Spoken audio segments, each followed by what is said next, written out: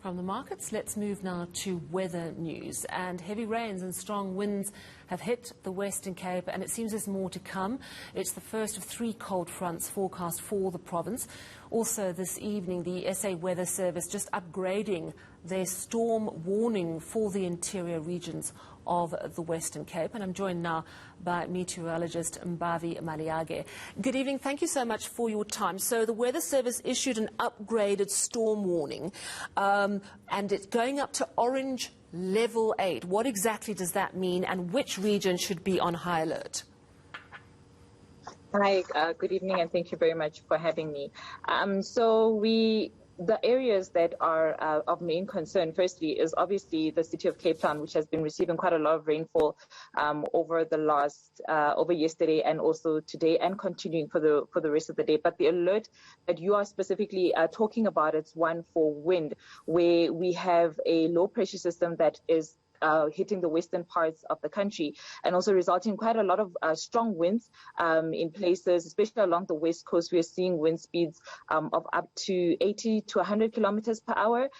So those are pretty strong winds, and also into the interior as well. That's what we're seeing, quite strong winds of up to 80 kilometers per hour. So with regards to that level, to the alert of level 8, is mainly over the southern parts of the Northern Cape region, which is mainly the Namaqua district, and also including the West Coast district, the Central Karoo, Cape Winelands of the Western Cape, the Garden Route, and also parts of the Eastern Cape province. We're seeing quite strong winds for tomorrow, mainly for tomorrow.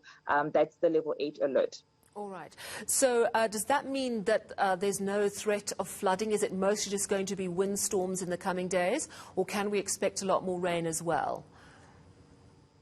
We still have an alert out for flooding. This is mainly for the city of Cape Town, as I mentioned earlier. And the city of Cape Town, the level that we have issued out is a level 6. So that basically means that there's a high likelihood of significant damage resulting from flooding. And already there has been reports, especially for areas that are built in wetlands, there has been reports of quite a number of structural damage from the flooding. So we're still expecting that to continue into tomorrow, as there is another cold front coming tomorrow. So the Western Cape isn't really getting much of a break. Another cold front coming in tomorrow that will bring in more flooding. So the main concerns that we have, especially for the Western Cape, is flooding, which is also expected tomorrow, and also strong winds of up to 80 kilometers per hour in places of the interior, and sometimes gusting 100 to 120 kilometers per hour. So the cold front coming in tomorrow, is that the second or the third one that's expected? For tomorrow, this will be the third one, and then there is another one expected later on in the week. So I think Cape Town is only getting a break on Friday. That's when we're seeing Cape Town, or the Western Cape rather, getting a bit of a break from the series of cold fronts that have moved through this week. All right, so you've explained sort of some wind and rain alerts, actually all through the province in many different areas. Often the weather then moves up to different parts of the country. Can you explain whether any of us further up north here in Gauteng can expect colder weather, or any other parts of the country?